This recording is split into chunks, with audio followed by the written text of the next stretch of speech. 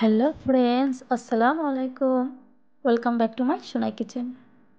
আজকে আমি আপনাদের করে দেখাতে যাচ্ছি দুর্দান্ত স্বাদের দই পটলের রেসিপি। চলুন তাহলে দেখিয়ে দিচ্ছি আমি কিভাবে তৈরি করেছি দই পটলের এই রেসিপিটি।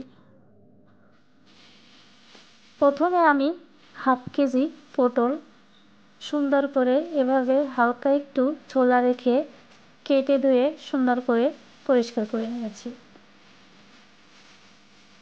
আপনারা চাইলে অন্যভাবেও ছোলাটা রাখতে পারেন।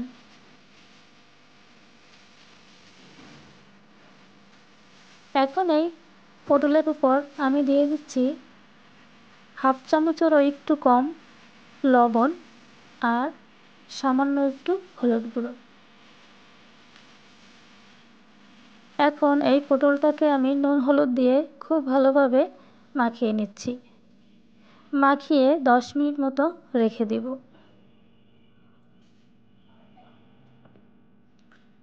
10 মিনিট পরে ফিরে এসেছি। চুলাতে আমি একটা প্যান বসিয়ে দিয়ে তার মধ্যে দিয়ে দিচ্ছি তেল। তেলটা আমার গরম হয়ে গিয়েছে। এখন এর মধ্যে দিয়ে দিচ্ছি আমি আগে থেকেই হলুদ লবণ মাখিয়ে রাখা পটলগুলোকে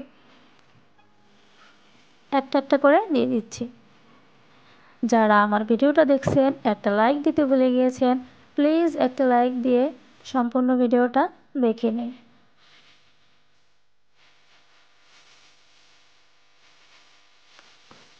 এই পটলটা ভাজার সময় চুলার আঁচ অবশ্যই মিডিয়াম আঁচে রাখতে হবে, তা না হলে পুড়ে যাওয়ার সম্ভাবনা থাকে। কিছুক্ষণ পর পর নেড়ে চেড়ে উল্টিয়ে পাল্টিয়ে পটলগুলোকে আমি ভেজে নেব।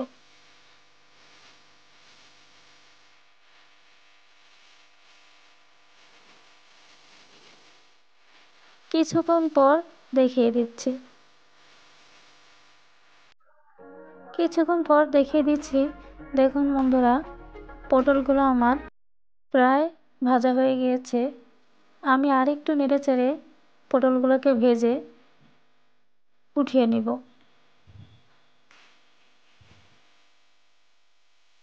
সব পটলগুলোকে আমি তুলে নিচ্ছি।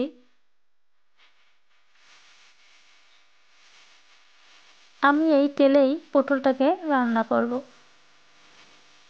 তেলটাকে হালকা নেড়ে এর মধ্যে আমি দিয়ে দিচ্ছি একটা লবঙ্গ, এলাচ, দারুচিনি। হালকা ভেজে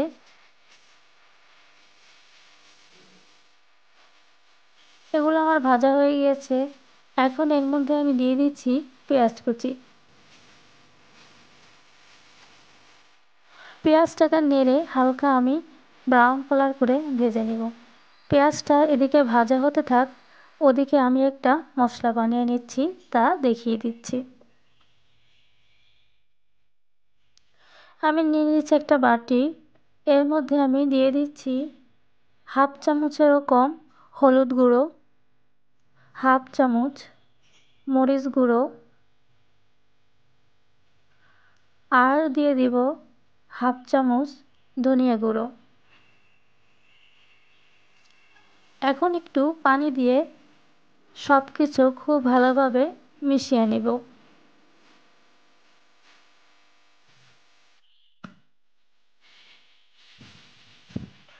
এটাকে মিশিয়ে নিচ্ছি। এটা আমার মিশানো হয়ে গিয়েছে, এক সাইডে রেখে দিয়ে এখন আমি নিয়ে নিয়েছি 1 কাপ পরিমাণ টক দই। এই টক দইয়ের মধ্যে আমি দিয়ে দিচ্ছি 1 চামচ চিনি, পরিমাণ মতো লবণ। লবণটা বুঝে দিতে হবে। দিয়ে দিচ্ছি হাফ চামচের একটু কম জয়ফল গুঁড়ো। এখন এই মিশ্রণটাকে আমি খুব ভালোভাবে মিশিয়ে নেব।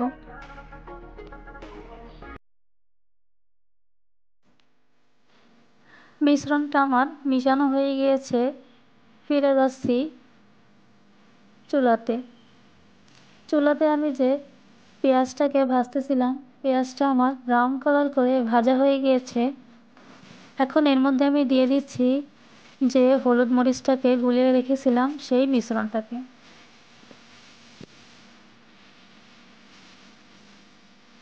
খুব ভালোভাবে নেড়ে চেড়ে এই মশলাটাকে আমি কষিয়ে নেব। অবশ্যই মশলাটাকে ভালোভাবে কষিয়ে নিতে হবে, তা না হলে দেখা যায় মশলার গন্ধ আসতে পারে। যারা আমার ভিডিওটা দেখছেন একটা লাইক দিতে ভুলে গিয়েছেন, প্লিজ একটা লাইক দিয়ে সম্পূর্ণ ভিডিওটা দেখে নিন। মশলাটা আমার কষানো হয়ে গেছে, এখন এর মধ্যে আমি দিয়ে দিচ্ছি ভেজে রাখা পটলগুলোকে। পটলগুলোকেও আমি 2 মিনিট মতো ভেজে নেব। এখন এর মধ্যে দিয়ে দেব আমি যে দইয়ের মিশ্রণটা বানিয়েছিলাম সেটাকে।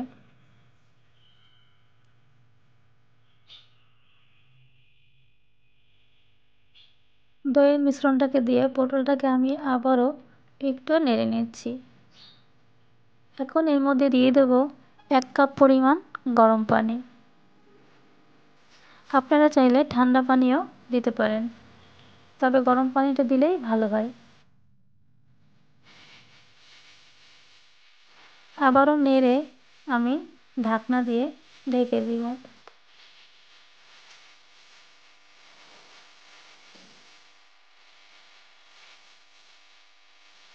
ফিরে আসছি কিছুক্ষণ পর। কিছুক্ষণ পর ঢাকনাটা উঠিয়ে দেখিয়ে দিচ্ছি। দেখুন বন্ধুরা, দই পটলটা আমার ফুটতে শুরু করেছে। আর পটলটা যেহেতু আমার আগেরই ভাজা ছিল, সেজন্য এই দই পটলটা হতে খুব বেশি সময় লাগবে না।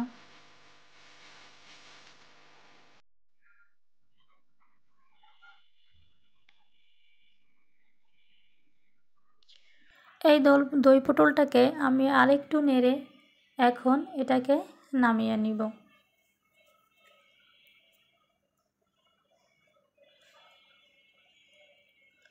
দেখুন বন্ধুরা, আমার দই পটল রেডি। এটা আপনারা একবার হলেও বাড়িতে ট্রাই করতে পারেন। এই রেসিপিটি ছোট বড় সকলেরই কাছেই খুব মজাদার হবে। আমার ভিডিওটা আপনাদের কাছে কেমন লেগেছে আমাকে কমেন্ট করে জানাবেন।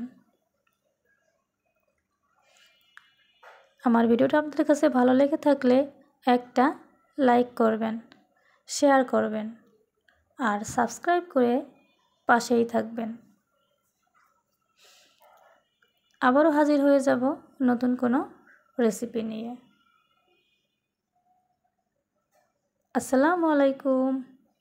আল্লাহ হাফেজ।